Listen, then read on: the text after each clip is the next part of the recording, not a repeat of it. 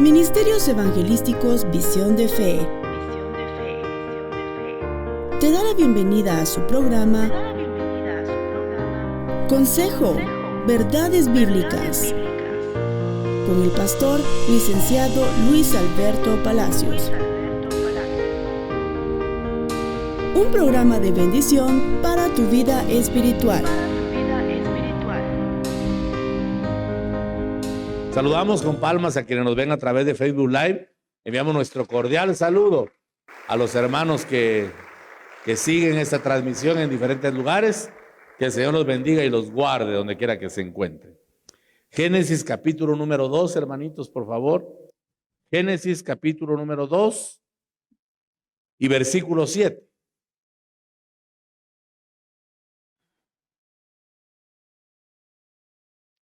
Abran sus Biblias o enciendan su teléfono y busque Génesis 2:7, por favor.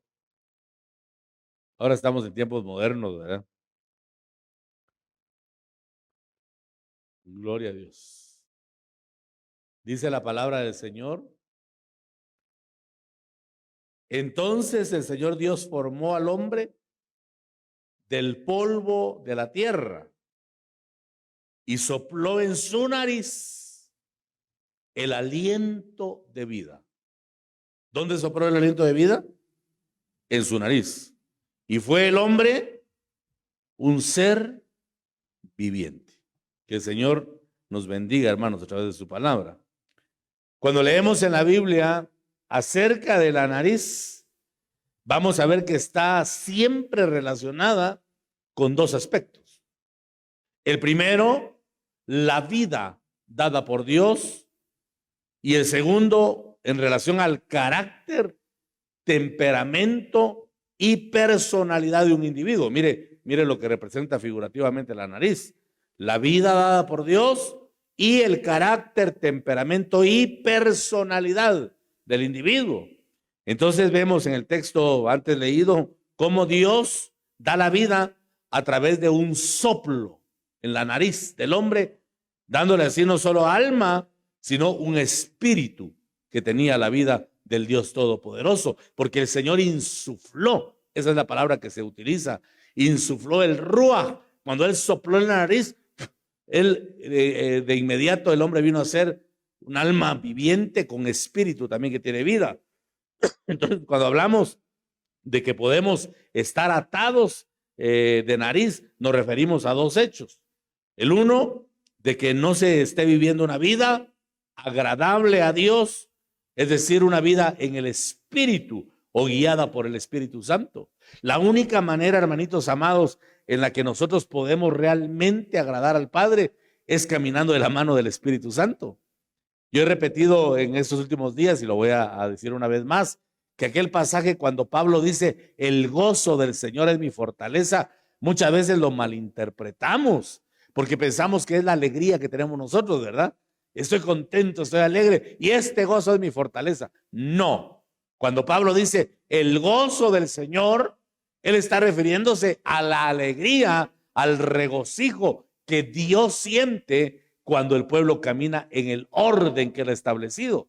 Dios se alegra, hermanos. Dios se regocija de una vida que está conformada a la guianza del Espíritu Santo. Pero cuando no caminamos de esta manera, puede ser porque tengamos atrofiado ese canal donde el Señor está insuflando vida continuamente. Yo creo que Dios sigue soplando aliento de vida. De hecho, cada vez que nosotros adoramos al Señor, cada vez que invocamos su santo nombre, que elevamos nuestras manos al cielo, el deseo del corazón es que el Espíritu Santo descienda y que sople en nosotros esa vida para que se vaya renovando la vitalidad que viene del cielo y que entonces no caminemos motivados por nuestra fuerza humana, por nuestra capacidad, sino que caminemos motivados por la luz y por la gracia y por la fortaleza del Espíritu Santo de Dios que ha sido enviado para vivificarnos. Dele fuerte las palmas al Señor. Caso contrario, si caminamos por nuestra propia capacidad, podemos desagradar a Dios, hermanos. El único que conoce el corazón de Dios es el Espíritu Santo. Por eso es que las buenas intenciones no caben en el evangelio, porque las buenas intenciones muchas veces no es lo que Dios quiere.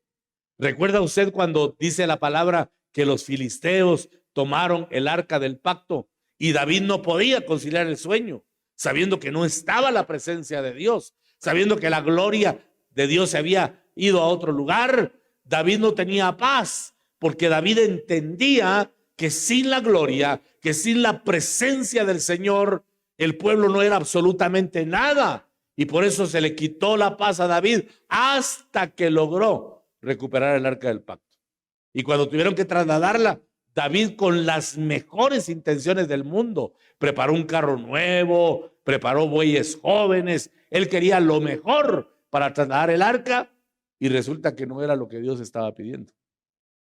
Y por eso tuvo que matar el arca a una persona para detener ese caminar en el propósito humano y que pudieran ellos entrar al propósito divino escudriñando la palabra. Mientras tanto, cuando se dieron cuenta que el arca estaba matando y que nadie la quería, entonces recomendaron el arca en casa de un gentil llamado Obed-Edom. Y él, como no sabía, dijo, está bien, dejen ahí el arca en la casa. Y después, al tiempo de 3 meses, David se enteró que la casa de Obed-Edom estaba siendo prosperada en grande manera. Esto quiere decir, hermanos, que la única forma de tener verdadera prosperidad, porque yo quiero ser claro en esto, ¿verdad? Yo no predico en contra de la prosperidad. Yo predico en contra de la falsa prosperidad, que es otra cosa.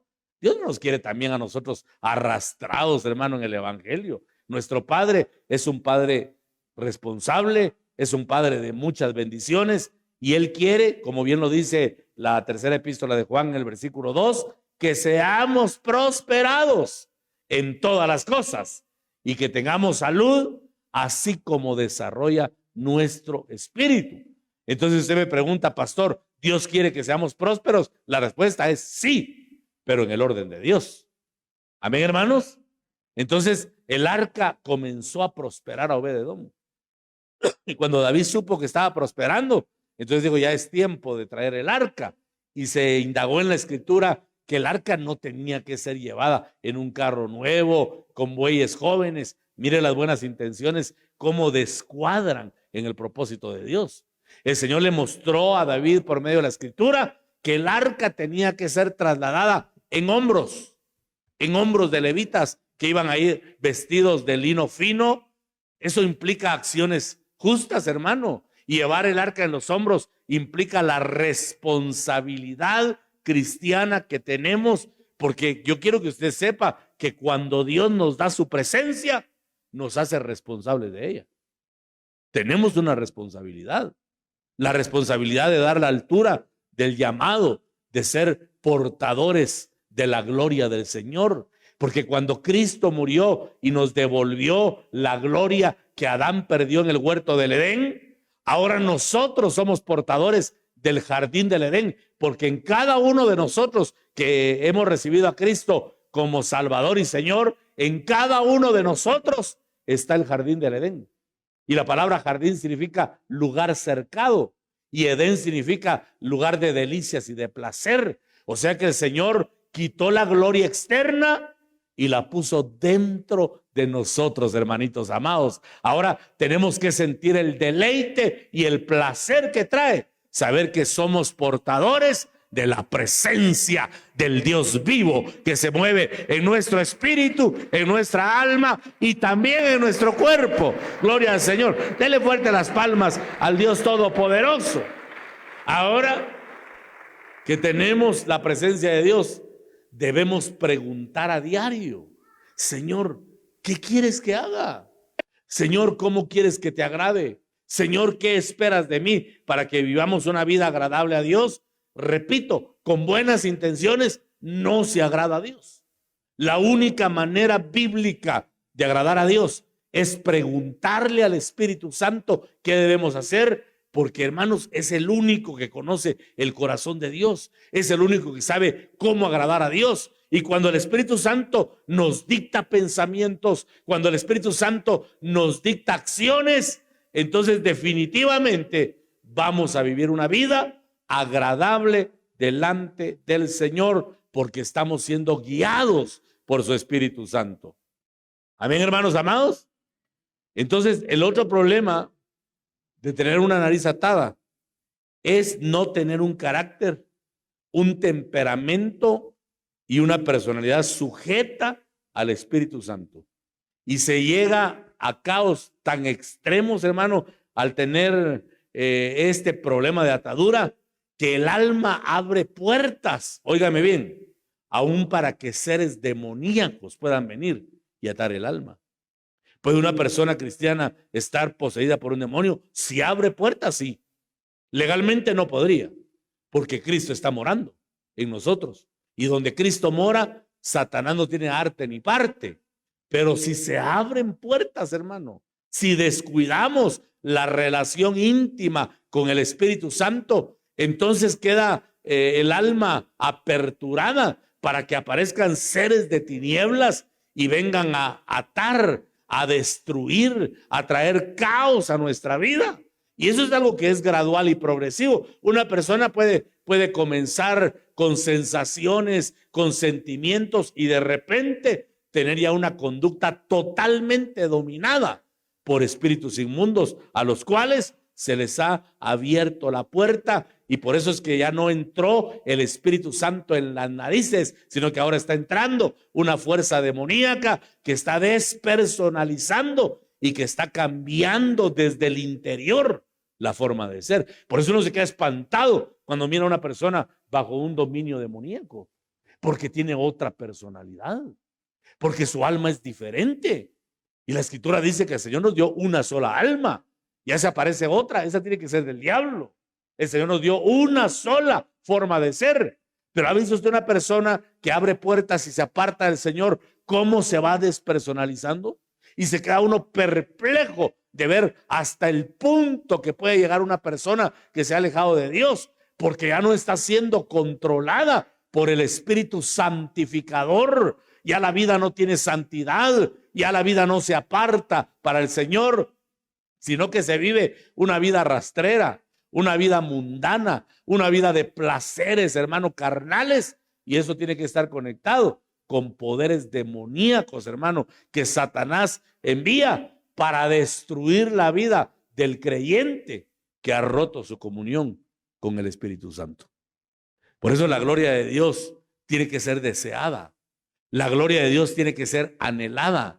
Tenemos que pensar como David y decir: una cosa he demandado a Jehová y esta buscaré, que esté yo todos los días en la casa del Señor. ¿Para qué? Para contemplar su belleza, para contemplar su hermosura, para contemplar su santidad, y que esa santidad nos motive para que cada día nosotros seamos santos, así como nuestro Señor es 3 veces santo. Amén, hermanos amados. Aleluya, dele fuerte las palmas al Señor. Por favor, lea conmigo Isaías capítulo número 2, versículo 22. Dice esta versión, que es la Reina Valera en español: dejen de considerar al hombre cuyo soplo de vida está en su nariz. Mire qué importante es la nariz. Dejen de considerar al hombre cuyo soplo de vida está en su nariz. Pues ¿en qué ha de ser él estimado? Aquí habla de la vida de Dios, el soplo de vida que está en la nariz. Y la palabra vida en el hebreo, hay varias terminologías, ¿verdad? Una es la palabra kayim, que significa movimiento, acción o luz. Esto lo que nos da es un sentido de la luz que Dios ha puesto para rodear nuestra vida, así como en el huerto del Edén, Adán y Eva tenían una luz de gloria que los rodeaba. Cuando Adán pecó, lo primero que hizo Dios fue quitarle la gloria, que era el regalo de la creación, hermano. Dios había hecho todas las cosas y vio que todo era bueno, pero antes de colocar a Adán y a Eva en el huerto del Edén, el Señor primero puso su gloria en ese lugar. Y cuando ellos comenzaron a habitar el hábitat que Dios había preparado era su presencia, era su gloria, era, hermano, la esencia divina en sí. Ahí habitaban ellos. Mire qué placentero ha de haber sido para Adán y para Eva esa convivencia con la gloria del Señor. Por eso el hombre no tenía pecado y por eso el hombre no moría, porque la paga del pecado es la muerte. Pero como no había pecado, porque había gloria, la gloria saturó el lugar y el ambiente en el que el hombre se movía era la gloria del Señor. Entonces ellos no conocieron muerte. Lo que conocían a diario era la vida, porque el Señor descendía, dice, a dialogar cara a cara con el hombre. Mire qué relación más especial. Pero cuando el hombre desobedeció, porque eso también lo estaba apuntalando, que el Señor dejó su gloria y la dejó anclada a la obediencia. Para que la gloria no se vaya, el cristiano tiene que ser obediente. Si el cristiano desobedece, de inmediato la gloria se va, hermano, porque el Señor dejó atada su gloria a la obediencia. Adán la perdió, Adán y Eva perdieron la gloria. Y lo primero que se dieron cuenta es que estaban desnudos, porque ellos estaban literalmente envueltos en una vestidura de luz. Y eso es lo que significa esta palabra hebrea, kayim. Significa la vida que Dios nos da por medio de la luz que nos rodea. Ciertamente nosotros con ojos naturales no podemos ver que hay una luz que nos rodea, pero yo puedo garantizarle, mi amado hermano, por lo que la Escritura enseña, que a todos los que hemos creído, Dios nos ha vestido de luz. ¿No dice la palabra que la senda de los justos es como la luz de la aurora que va en aumento hasta que el día sea perfecto? Pero ya tenemos luz. Ahora nosotros somos los responsables de que la luz siga alumbrando, que la luz se mantenga. Esa luz emanada en el espíritu del hombre a través del Espíritu Santo, convirtiéndose así el Señor en la luz de salvación, como dice el Salmo 27:1, que el Señor es nuestra luz de salvación, hermanos amados. Es una luz que nos va mostrando el camino. Es una luz que nos enseña el sendero que vamos a transitar para que caminemos confiadamente, sin temor al tropiezo, porque el Señor con su luz va resplandeciendo en nuestro camino. Entonces caminamos confiadamente, porque por decirlo así de forma figurativa, el Espíritu Santo nos ha tomado de la mano y nos lleva en un camino que es confiable y que es seguro. Pero eso sí, hay que mantener la relación con el Espíritu Santo. Porque si el Espíritu Santo se entristece, si el Espíritu Santo se apaga y por último se va, entonces estamos en problemas. Porque podemos quedar en las tinieblas de nuestra humanidad. El ser humano por sí mismo no tiene luz. El ser humano de su propia humanidad no tiene nada que dar, hermano. Somos polvo nada más. Somos un puñado de tierra. Lo que nos hace diferentes es la gloria que el Señor ha puesto. ¿Y por qué le digo que tenemos gloria? Adán la perdió. Ciertamente cuando pecó se quedó sin gloria. Y por eso lo expulsaron del huerto para que no se eternizara pecador. Y mira, hermano, le quedó todavía un residuo de gloria a Adán. Y por eso logró vivir 930 años. Porque la gloria de Dios había dejado un remanente. Y ese remanente le alcanzó para vivir 9 siglos. Después murió porque se le acabó el remanente de gloria. Lo poco que le había quedado, porque ya no se renovó la gloria. ¿Cómo renovaba Adán la gloria? Cada vez que Dios descendía, la gloria era renovada. Bueno, entonces ellos perdieron la gloria. ¿Y qué pasa con nosotros? En Juan 17:22, en la oración cumbre de nuestro Señor Jesucristo, dice: Padre, la gloria que tú me diste, yo se las he dado a ellos para que sean uno. ¿A quiénes le dio la gloria del Señor? A los discípulos, para que sean uno y que en unidad ellos pudieran compartir el mensaje y se cumpliera Habacuc 2:14, que dice: y la tierra será llena de la gloria del Señor como las aguas cubren el mar. ¿Cuál es la responsabilidad que tenemos nosotros? Compartir la gloria de Dios que tenemos, la gloria que nos ha sido transferida. Por eso yo tengo, hermano, de verdad una santa preocupación en mi espíritu. Yo me he estado preguntando todos estos días y le he pedido al Señor revelación y le digo, Señor, por favor, muéstrame la evidencia de que nosotros tenemos tu gloria. Porque si no tenemos la gloria de Dios, con todo respeto, estamos perdidos del mundo. No tenemos nada para dar. Solo una vida de religión, solo una vida de tradición, solo una vida de costumbre nada más.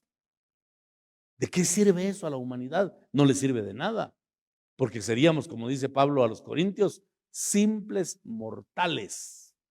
Pero cuando estamos revestidos de la gloria de Dios, es otra cosa.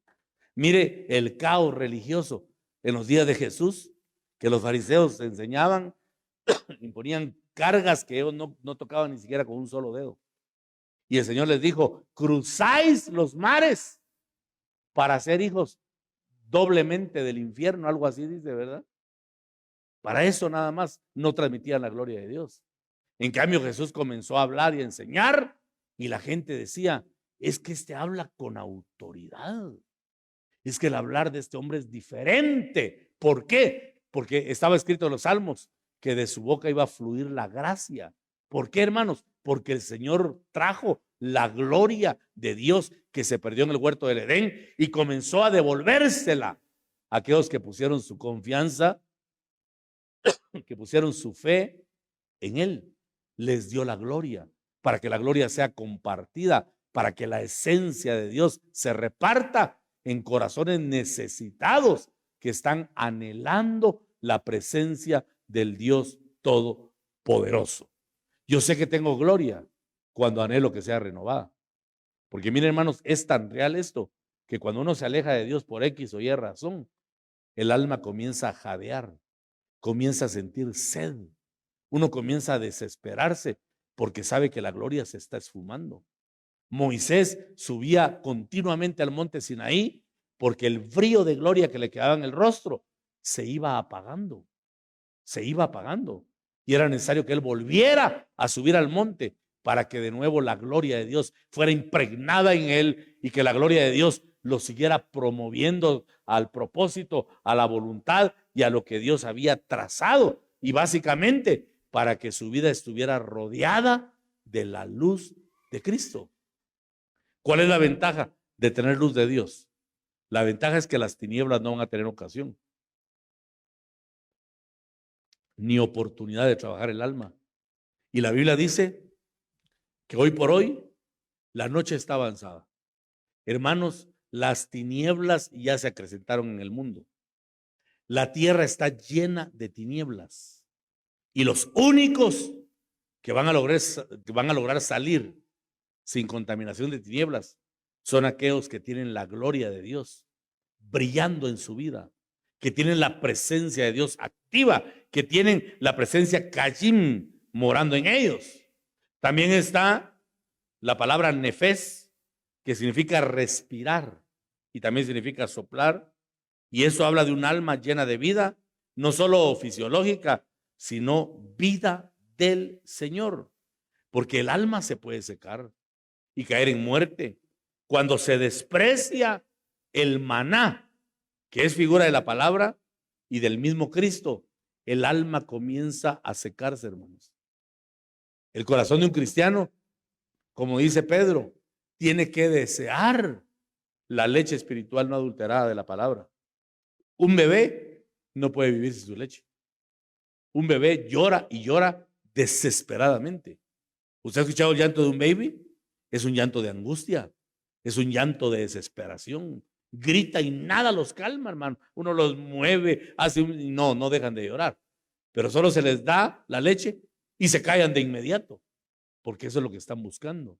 De esa misma manera hay que buscar la presencia nefes para que el Señor sople en nuestra nariz esa vida que nos va a llevar a respirar, a tener pulmones espirituales, para que podamos experimentar los tiempos de refrigerio que el Señor ya está enviando. Porque, hermanos amados, el mundo está agitado. El mundo está saturado de tinieblas que están provocando un calor diabólico que está haciendo que muchos colapsen en su respirar, hermano. Hay gente que está agonizando y que no respira porque el calor diabólico del fragor que han traído las tinieblas los está asfixiando. Pero para el pueblo de Dios, en medio de esa bruma y de ese calor diabólico, el Espíritu Santo está trayendo tiempos de refrigerio, tiempos de respiro, para que la iglesia pueda mantenerse en la vida nueva que el Señor está repartiendo. Gloria a Dios. Dele fuerte las palmas al bendito Señor. Y que nos ayude el Espíritu Santo a mantenernos, hermanos, en ese mover de gloria que Dios ha preparado para nosotros. Dice Números capítulo 11, acompáñeme ahí por favor. Números 11, versículos del 5 y 6 vamos a leer. Habla del pueblo que salió de Egipto. Nos acordamos del pescado que comíamos gratis en Egipto, de los pepinos, de los melones, los puerros, las cebollas y los ajos. Pero ahora no tenemos apetito. Mucho cuidado cuando el hambre se va. Pero ahora no tenemos apetito. Nada hay para nuestros ojos, excepto este maná. En otra versión dice, estamos cansados de este alimento miserable. Mire lo que pensaba el pueblo. ¿Por qué la gente menosprecia la palabra? ¿Sabe por qué la menosprecia? Porque comienza a recordarse del mundo. Cuando la gente vuelve su mente al pasado, desprecia la palabra y comienzan a recordar la vida pecaminosa, comienzan a recordar la vida disoluta, la vida de inmoralidad, la vida de vicios, hermano, que habían en el pasado. Y eso hace que se menosprecie la palabra, porque la palabra es apetecible para el espíritu, pero no para el alma. El alma desea la carne, el alma desea la mundanalidad, el alma desea lo que Egipto proveía de gratis. Y fíjese que esa expresión no es vana. Cuando dice donde comíamos de balde o de gratis en Egipto, eso es cierto. Usted que viene y no es bueno recordar el mundo, ¿verdad? Estoy predicando de eso. Pero cuando uno estaba en el mundo, hasta para pecar todo era gratis, hermano. Cuando uno se emborrachaba, le llevaban a uno las botellas de licor a la mesa, ¿verdad? Regalo de fulano de tal, de gratis, emborrachándose. Porque así es como opera el mundo. Y si uno vuelve su mente al pasado, porque la nariz está atada, se comienza a menospreciar la palabra. El alma se va secando y finalmente se puede morir. Por eso es importante mantener este canal de vida, la nariz, en el sentido espiritual, con el soplo continuo del Espíritu Santo. Que Él esté soplando vida, que Él esté insuflando por medio del Espíritu Santo la vida que necesitamos en tres aspectos. Ya le mencioné la palabra kajim, la palabra nefes o nefesh, y también está el tercer elemento hebreo, que es la palabra ruach. Y ruach es tener un espíritu vivo. Y esto solamente se obtiene del sacrificio de Cristo en la cruz del Calvario. Es decir, al aceptar al Señor Jesús como Salvador y como Señor de nuestra vida. Reconocer que la sangre que fluyó hasta la última gota es sangre que nos purifica, es sangre que nos ministra vida, pero que básicamente trae el Espíritu de Dios a vivificar nuestro espíritu que estaba muerto. Cuando viene el Ruach, es cuando la gloria de Dios es de vuelta.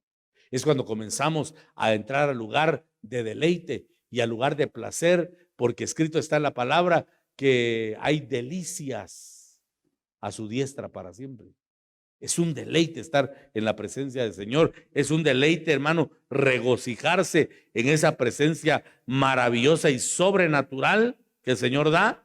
Dice Job 27, versos del 1 al 3. Entonces Job continuó su discurso y dijo: vive Dios, que ha quitado mi derecho, y el Todopoderoso, que ha amargado mi alma, porque mientras haya vida en mí y el aliento de Dios esté en mis narices, mis labios ciertamente no hablarán injusticia, ni mi lengua pronunciará mentira. Mire qué declaración la de Job. Job 27:3, porque mientras haya vida en mí y el aliento de Dios esté en mis narices, mis labios ciertamente no hablarán injusticia, ni mi lengua pronunciará mentira. Job sabía que una vez el Ruach estuviera en él, era imposible que él obrara injusticia y que hablara mentira, porque el Ruach, el Espíritu de Dios vivificante, no permite, hermano, que nuestra alma se desvíe hablando lo que no es correcto. Es una forma en la que Dios mantiene un equilibrio interno para que nos mantengamos en el propósito y en el temor reverencial de Dios, porque tenemos el Espíritu que nos ha vivificado y que nos ha traído de vuelta el jardín del Edén, que ahora cada uno de nosotros lleva en su interior, en su corazón, porque el Señor nos devolvió su gloria, nos devolvió el placer y el jardín lo tenemos dentro y está cercado por el Espíritu Santo para que el enemigo no pueda meterse. ¿Por qué el Señor cercó el huerto del Edén? Porque habían enemigos foráneos y por eso estaba cerrado el huerto, para que nadie pudiera entrar. Yo por eso siempre me pregunto, ¿cómo se metió el serpiente? El serpiente no era parte del huerto, hermano. Dice la palabra que como el pecado entró al mundo, o sea que el pecado no estaba en el Edén, el pecado vino de afuera y se metió al huerto. Yo siempre me pregunto, ¿cómo se metió? ¿Qué puertas se abrirían para que el lugar cercado fuera violado y pudiera meterse el serpiente y confundir la mente de la mujer y enseguida la mente del hombre, y que ambos cayeran en desobediencia y que se les fuera la presencia de Dios? ¿Por qué el hombre murió? Porque Dios ya no sopló en su nariz aliento de vida, ya no sopló el ruaj, se quedó el ser humano con su naturaleza, que no le alcanzó para mucho, solo para 900 años nada más, y se murió. En cambio, la gloria de Dios es eterna. La gloria de Dios nunca se termina. La gloria de Dios permanece para siempre. Y por eso es que una de las señales que Dios me dio de la verdadera gloria de Dios es cuando esta no se termina. Hermano, en 40 años, de verdad, yo he visto muchos avivamientos, entre comillas, pero no son avivamientos, son avimomentos, dicen los jóvenes. Un momento de emoción nada más y se acabó. Yo veo a mucha gente saltando como loca en el templo, hermano, y no digo que la danza sea mala. No, hay que volver a la danza en espíritu como la de David y hacernos viles, porque tampoco nos ha llamado Dios a que seamos como estatuas de la iglesia, hermano, con todo respeto. Dios nos ha llamado a que nos regocijemos, a que dancemos, a que demos gritos de júbilo. Sofonías 3:17 muestra que nuestro Dios es un Dios alegre, que nuestro Dios se regocija en las fiestas sagradas, dice una versión popular, en las fiestas sagradas que el pueblo de Dios desarrolla. O sea, somos llamados a danzar, a gritar, pero que sea motivado por el Espíritu, no por una emoción. Porque muchos que yo vi saltando y gritando ahora están en el mundo y están perdidos y no quieren saber nada de Dios, pero absolutamente nada. No les interesa porque se murió el Espíritu en ellos. Pero mientras haya aliento en nosotros, tenemos que alabar al Señor con todas nuestras fuerzas, porque todavía tenemos aliento de vida en nuestro espíritu. Démosle gloria al Dios Todopoderoso. Santo es el Señor. En el griego hay términos también que hablan de esto. Y la primera palabra es la palabra zoe, que denota vida en el espíritu. Una vida que va más allá de la física. Esa es la vida zoe. Es la vida del espíritu que Dios da. También está la palabra psique o psique, que se refiere a la vida del alma y básicamente de la mente. De ahí se deriva el término psicología, de psique, del término griego psique. Está también la palabra bios, que se refiere a la vida física del cuerpo de un ser viviente. Y esa es la vida natural. Pero nosotros somos llamados a movernos en la vida zoe. La vida zoe, que es una vida superior. Así se translitera. Zoe significa una vida superior. Es una vida elevada, hermanos. Es una vida que se manifiesta en otra dimensión. Pero el que está atado de nariz no puede vivir una vida plena. No puede, está imposibilitado. Aunque quiera, no puede vivir la vida del espíritu. Por eso hay personas que quieren hacer el bien. Por eso hay personas que quieren manifestar libertad, pero no pueden, porque están atados. No respiran el aliento de Dios. Viven ahogados por las circunstancias, por las pruebas, por las luchas, y básicamente es porque se les acabó la fe. Mira, hermano, si a uno se le acaba la fe, ya no le queda nada en el evangelio. Porque después la fe, la certeza de lo que se espera. Y la convicción, esa palabra convicción, hermano, cuesta explicarla en el castellano. Es una santa seguridad, ¿verdad? Una seguridad inalterable, hermano, de que lo que no se ve, Dios lo va a dar. Entonces después la fe, la certeza de lo que se espera y la convicción de lo que no se ve. Pero si no tenemos fe, ¿qué hacemos con lo que no miramos? ¿O es usted todavía del cristiano que necesita ver para creer? Uno tiene que creer para ver. Si yo cuando comencé el ministerio no hubiera tenido suficiente fe para creer lo que ahora está materializado, no tendríamos nada, hermano. Pero yo siempre me moví esperanzado. Recuerdo cuando fuimos a ver un prototipo de este templo, que el ingeniero nos llevó a ver una construcción de un teatro en el municipio de Chantla. Cuando yo me subí a esa plataforma, comencé a soñar despierto, hermano. Y me regocijé sobremanera, casi me pongo a llorar ahí, porque yo ya estaba viviendo en ese templo. No había nada, no teníamos pero ni un puñado de tierra. Yo ya estaba disfrutando, yo ya estaba emocionado, sentía mi cuerpo hasta dormido de la emoción. Y le dije, gracias, Padre, por nuestro templo. Y no teníamos nada. Pero por la fe yo comencé a visualizarlo, comencé a verlo, comencé a creerle a Dios, hermano. Por la fe comencé a tener certeza de lo que venía y convicción de lo que los ojos naturales no estaban viendo todavía. Pero yo lo comencé a vivir, yo lo comencé a gozar, me comencé a deleitar. Y por eso puedo decirle por la fe que vienen cosas grandes que aún no vemos. Pero yo las creo con todo mi corazón. Y usted también, ¿verdad? Que vienen cosas nuevas, maravillosas, extraordinarias, tiempos de gloria que Dios trae para su casa y trae para su pueblo. Vamos, iglesia, démosle fuerte, fuerte, fuerte las palmas al Señor y que sople el Espíritu Santo aliento de vida en nuestra nariz esta mañana. Gloria a Dios. Hablemos un poco del carácter y temperamento. Carácter, dice el diccionario, cualidades que determinan la conducta del individuo.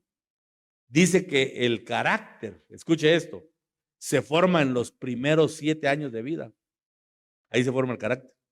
Por eso qué importante saber trabajar a un niño. Los niños que han tenido un hogar disfuncional de 1 a 7 años quedaron marcados para el resto de su vida. Bueno, por supuesto que en Dios hay restauración, pero qué difícil para un niño de 1 a 7 años que no tuvo un hogar funcional, hermano, que los padres no estaban presentes para atender sus necesidades primarias, descuidado emocional y de repente físicamente, ese niño tiene un carácter deformado, porque el carácter se forma de 1 a 7 años, dice la psicología. Mire qué interesante el dato. Está también, por otro lado, el temperamento, que es la disposición emocional que establece el carácter del individuo. Es un estado de ánimo circunstancial. El temperamento depende de cómo la persona se siente o se sienta, y este es moldeable por las personas y puede cambiar si la persona se lo propone. O sea, el temperamento sí puede ser modificable. Hay personas que esconden un carácter débil detrás de un temperamento fuerte. O sea, que hay gente que usted mira que es enojada, hermano, y se ve fuerte, y es todo lo contrario. Está enmascarando debilidad de carácter y le pone la mascarada de un temperamento fuerte que le hace ver invencible, determinado, pero no lo es. Tiene traumas, tiene ministraciones del pasado, y lo que pretende el soplo de Dios en la nariz es también modificar el carácter y regular el temperamento para que actuemos de acuerdo al propósito y a la voluntad del Señor. Una nariz atada, entonces, es un alma herida. Una nariz atada es un alma herida que tiene muchas veces orgullo. Por eso, mire, hermano, tengamos entrañas de misericordia. No juzguemos a las personas. No seamos de aquello de que, este tipo o esa tipa me cae mal. Es que es orgulloso el tipo ese, es orgullosa. Pero ¿sabe usted qué vivió? ¿Sabe usted por qué quedó marcado su carácter? Por eso uno tiene que tener entrañas de misericordia y no juzgar. El Señor le dijo a Samuel, no juzgues por su apariencia, porque Jehová no mira la apariencia, Jehová mira el corazón. Y nosotros que somos hijos de Dios, tenemos que tener la misma tendencia. No juzguemos, hermano, no hagamos juicios y no tengamos prejuicios, ¿verdad? No prejuzguemos a nadie. Mejor pidamos al Espíritu discernimiento para examinar el corazón y ver por qué hay manifestación de orgullo, ver por qué hay una manifestación de ira, por qué hay contiendas, violencia, amargura, rechazo. ¿Qué ha venido a crear esas murallas alrededor de la personalidad del individuo que hace que su temperamento cambie, que sea variable y que esconden el carácter? ¿Qué marcó su vida, hermano? ¿Qué hay detrás? Por eso le digo que no podemos prejuzgar a nadie. Tenemos que tener entrañas de misericordia y ver si hay orgullo en una persona, veamos como una necesidad y que sea un desafío para nosotros para clamar por esas personas. En la experiencia pastoral yo he conocido gente que es de difícil acceso, hermano. Gente cortante, gente tajante, pero los he seguido tratando. Y después me doy cuenta cómo su carácter va siendo modificado. Y al final uno se encuentra con una persona muy especial. Pero pudimos haber prejuzgado, dar la media vuelta y salir corriendo. Y ese no es el carácter de un siervo de Dios. Uno tiene que enfrentar, tiene que arrostrar las necesidades y pedirle al Espíritu Santo que dé autoridad para que podamos implantar. Oiga la palabra que estoy utilizando. Que podamos implantar el carácter de Cristo donde no lo podemos ver. Amén, hermanos amados. Pero una vez se juzga y lo que hace es retirarse. Ya viene ese me cae mal. A ese yo lo mastico, pero no lo trago. No, esa es una mala conducta, porque estamos carentes de fe. Tenemos que creer en un Dios que es capaz de transformar el corazón. Yo lo digo porque el Señor nos ha cambiado a nosotros. ¿A cuándo se ha cambiado el Señor acá? Todos traíamos, hermano, más alguna arista de orgullo, tal vez de ira, de contienda, de violencia, hermano. Todos traíamos aristas, pero el Señor nos ha transformado por su Espíritu Santo y nos está haciendo una nueva criatura. Todo lo que pueda dominar nuestro carácter y temperamento, tenemos que rendirlo al Espíritu Santo y decirle, Señor, maneja tú mis emociones. Eso fue lo que hizo Moisés. Dice que vio que había un egipcio golpeando a un hebreo y ya Moisés tenía conciencia que él era hebreo. Y cuando vio al egipcio que estaba golpeando a su hermano hebreo, lo tomó del cuello y lo mató. Moisés era violento, hermano. Imagínese una persona que en una contienda mate al otro. ¿Cómo lo miraría usted como una santa paloma? Moisés era violento. Le hizo la llave del diácono, ¿eh? Y cayó muerto el pobre. Y ahí lo dejó medio sepultado en la arena y salió corriendo, porque tenía carácter violento. Elías, hermano, también dice que era hombre sujeto a las mismas pasiones de todos nosotros. Jonás, hermano, a mí me llama la atención Jonás, porque dice que se fue a un monte elevado, al siervo de Dios. Diga conmigo, siervo de Dios Jonás. Y se fue al monte y se fue a sentar cómodo bajo la sombra, porque estaba ansioso de ver cómo caía fuego y consumía a los ninivitas. Los ninivitas eran asirios, eran malvados, hermano. Cuando usted lee la historia de los ninivitas, dice que eran guerreros asirios y cuando iban en contra de su enemigo, no tenían misericordia. Dice que miraban a las mujeres que estaban embarazadas y con la espada les cortaban el vientre y les arrancaban literalmente los fetos del estómago y los estrellaban en los muros. Eran malvados, hermano. Dice que cuando tomaban a los guerreros, a los que capturaban, los enterraban y solo les dejaban libre el rostro y les azotaban la cara para que sangraran. Y la pasión de ellos era ver cómo venían los cuervos, los sopilotes, diríamos nosotros, y empezaban a comerse la carne de los soldados vivos. Entonces, cuando Dios dijo, voy a castigar a los ninivitas, Jonás se saboreó deleite. Por fin haber dicho, voy a ver la muerte de estos infelices, ¿verdad? Y se fue a la sombra y no hizo nada Dios. Y se puso como todos los santos, ¿verdad? Ya sabía que eres Dios grande en misericordia, lento para la ira. No vio juicio. No vio juicio donde él esperaba ver juicio. Porque la misericordia de Dios, hermano, es más grande que el juicio. Y no vio la destrucción. Se enojó más, hermano, entonces fue a meter debajo una calabacera. Y Dios envió un gusano y se comió toda la calabacera, le quitó la sombra. Mire, esos son aquellos cibernéticos de Dios, decía hermano Otto. Los cibernéticos que obedecen sin cuestionar. Dios le habló al pequeño gusano, le dijo, comete todas las hojas. Y cuando sintió Jonás le estaba pegando el calor directo. ¿Qué pasó? Y vio la calabacera destruida. Un gusanito se aguantó a comer toda la calabacera. Mire cómo cumplen los cibernéticos las órdenes de Dios sin cuestionar. Cuando Elías estaba en el riachuelo aquel con hambre, mandó a los cuervos que le llevaran carne. Hermanos, ¿y los cuervos se comen la carne? Pero Dios les cambió la dieta y le llevaban carne a Elías, puntualmente. Mire cómo obedece la creación las órdenes de Dios. El pequeño gusanito se acabó la calabacera de Jonás y se enojó más, todavía se encendió más su ira, porque él estaba deseoso de ver castigo y en lugar de ver castigo vio misericordia. Eso nos puede pasar a nosotros también, hay que tener cuidado con eso. Pedro tomó una espada cuando capturaron al Señor y le cortó la oreja a Malco. El Señor se la tuvo que pegar de nuevo. Juan, Jacobo y el otro discípulo que le dijeron al Señor, ¿quieres que clamemos para que descienda fuego y consuma a estos samaritanos? Y el Señor les dijo, ustedes no saben de qué espíritu son.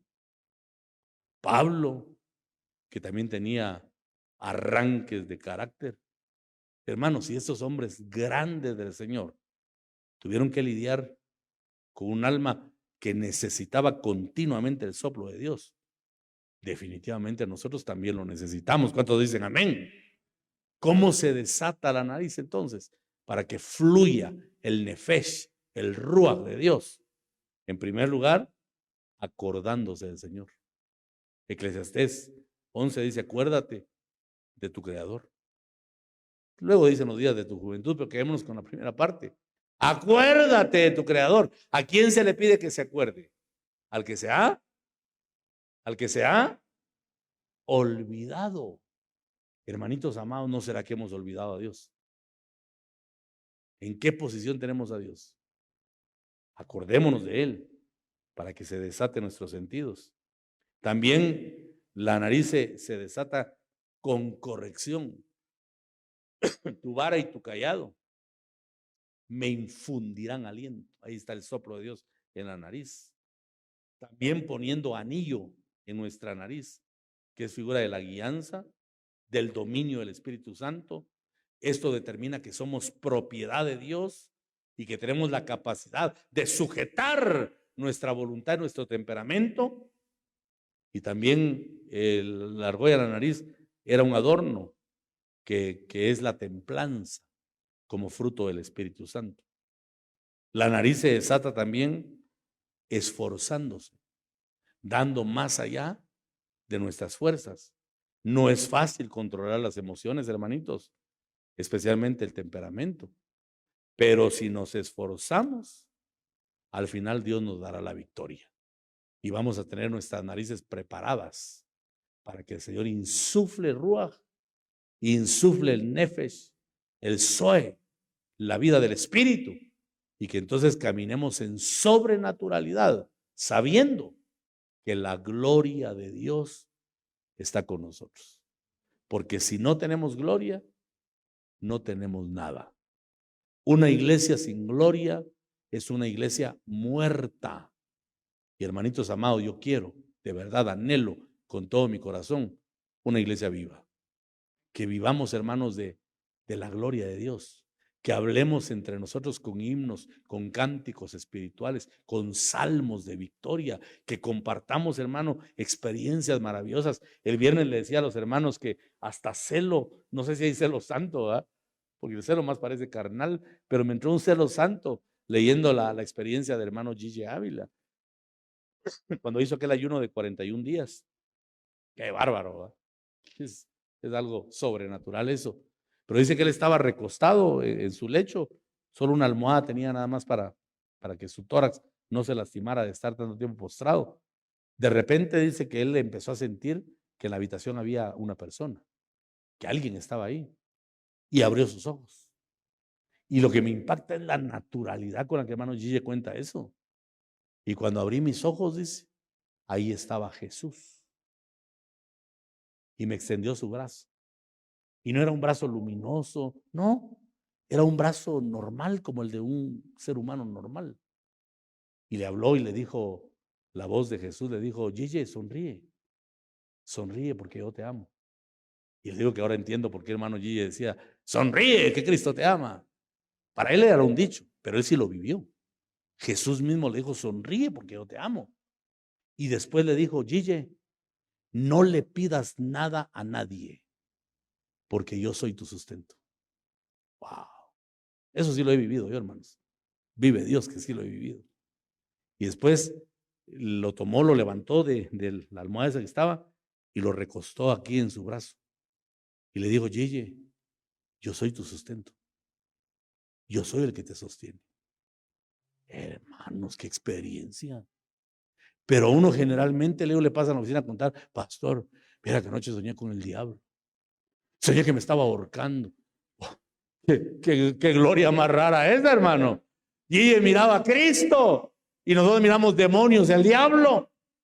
Es tiempo de que vuelva la gloria de Dios para que respiremos una atmósfera donde está el Espíritu Santo y que nos llenemos de la paz, del gozo y de la gracia que viene de lo alto. Aleluya. Tiempo de entrar a la gloria de Dios. Aleluya. Por favor, leamos, hermanos, para finalizar Ezequiel capítulo 23.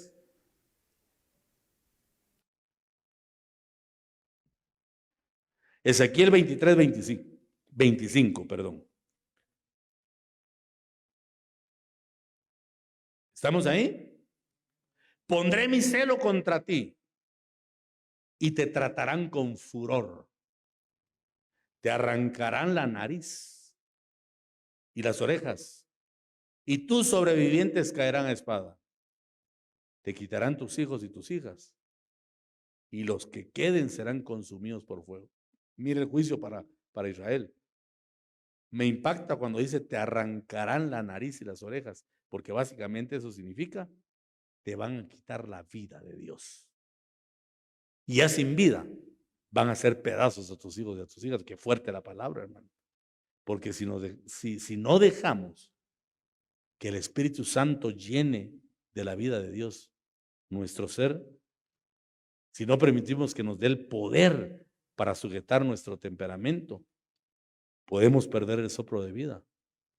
Espiritualmente nos pueden arrancar también la nariz y quedarnos sin ese soplo del Espíritu que va renovando nuestra vida en el Señor y que nos va haciendo perfectos cada día más y más.